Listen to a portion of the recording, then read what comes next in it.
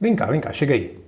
Você que está acompanhando as Olimpíadas aí já deve ter notado que a Rússia não está aparecendo nas competições, nem a bandeira dele está aparecendo em lugar nenhum, certo? Só que durante as narrações a gente segue ouvindo aí que o atleta russo fez aquilo lá, que a atleta russa também aquilo outro. Poxa, mas aí inclusive você presta atenção que no ranking de medalhas, em quarto lugar de medalhas de ouro, e em terceiro lugar no ranking total de medalhas, tem um país lá com uma bandeira diferente e com as siglas ROC. E mais uma vez escuta na televisão que a Rússia está entre as melhores colocações no ranking até agora. E aí se você já não prestou muita atenção também em outras competições mundiais que estava passando há um tempo atrás, vai se perguntar, mas cadê a Rússia? Mas e aí, tá a fim de saber um pouquinho melhor sobre essa história? Então continua aqui comigo que eu vou explicar lá melhor.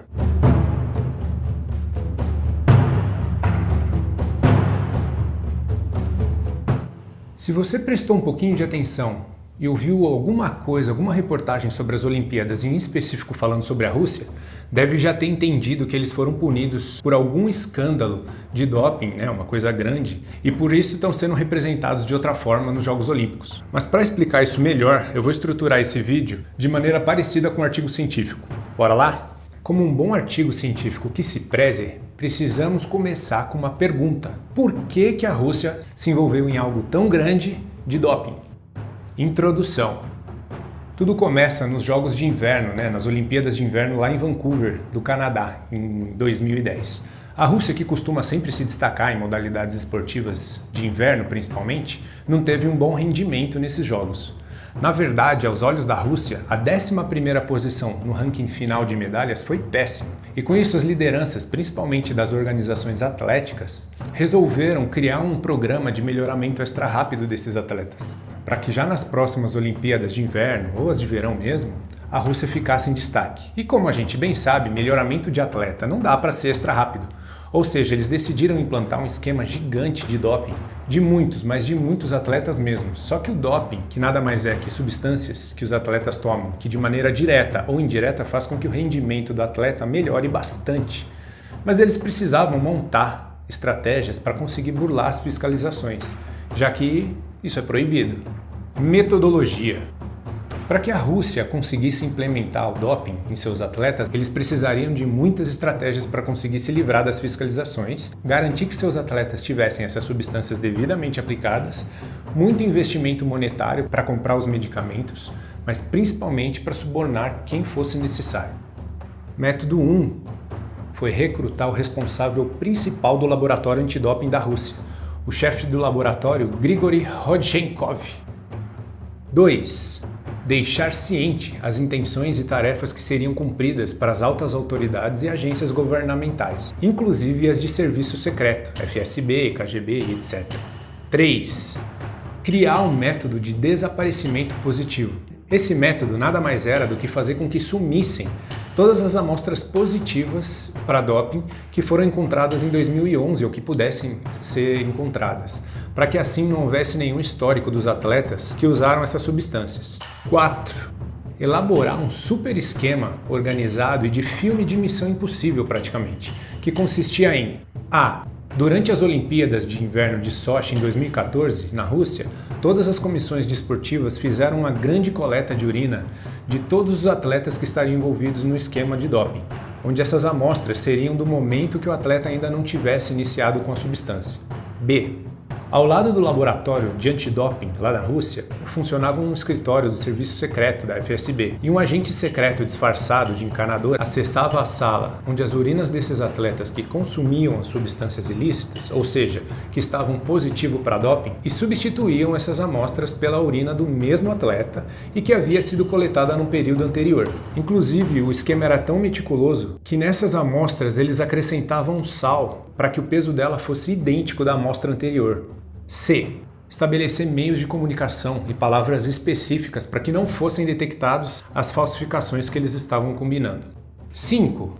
Obrigar todos os atletas das modalidades que o governo queria a utilizar essas substâncias ilícitas. Isso significava tanto o suborno como também diversos tipos de ameaça, que faziam com que os atletas muitas vezes não tivessem alternativa. E principalmente medo, por risco da sua própria vida, também de seus familiares, e também o medo de perder o patrocínio que o governo dá para o seu esporte. Resultados. A Rússia obteve muito sucesso em diversas modalidades e diversos eventos esportivos mundiais, principalmente de 2011 a 2015. E o principal objetivo deles foi alcançado. Tiveram a melhor representação nos Jogos Olímpicos de Inverno lá de Sochi, em 2014, onde obteve a primeira colocação no ranking tanto de medalhas de ouro como também no total de medalhas. Conclusão. Bom, a conclusão ela não é simples, mas pode-se dizer que houve falhas nessa super engenharia de falcatruas que a Rússia montou, para burlar ao máximo, as fiscalizações antidoping. Como assim? Durante a metodologia 4, que as urinas contaminadas eram substituídas pelas urinas não contaminadas, eles acabaram deixando alguns vestígios que auxiliaram nas investigações.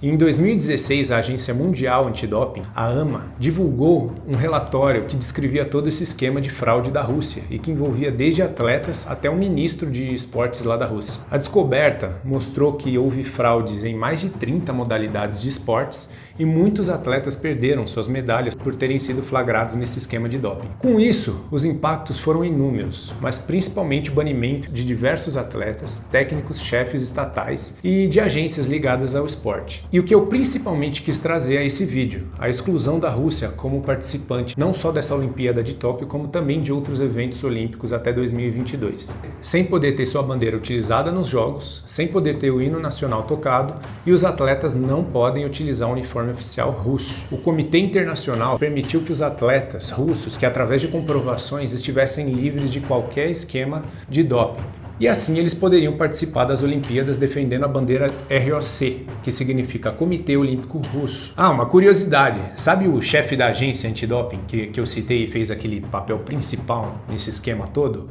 O Grigori Rodchenkov, ele está desde 2016 nos Estados Unidos sob proteção, pois está apavorado de medo de ser morto pela Rússia. Referências. Bom, essas informações elas foram em si um compilado de diversas matérias e documentários, mas o que mais me instigou a querer saber mais sobre esse assunto é um ótimo documentário, que inclusive está na Netflix, e chama Ícaro, feito pelo diretor e esportista amador, Brian Fogel, que queria comprovar como os sistemas antidoping eram extremamente falhos. E durante esse documentário ele chegou a conclusões que nem ele mesmo estava esperando, sendo ela grande parte de todo esse escândalo russo. Fica a dica! Fica a dica, esse documentário até ganhou o Oscar de 2018. Cara, essa história é cabulosa. Mas e aí, vocês gostaram de verdade desse vídeo? Espero de verdade que sim. Aqui foi mais uma curiosidade sobre as Olimpíadas e antes de sair, deixa aquele like esperto. E por favor, se inscreva aí no canal, beleza? Valeu, falou, fui!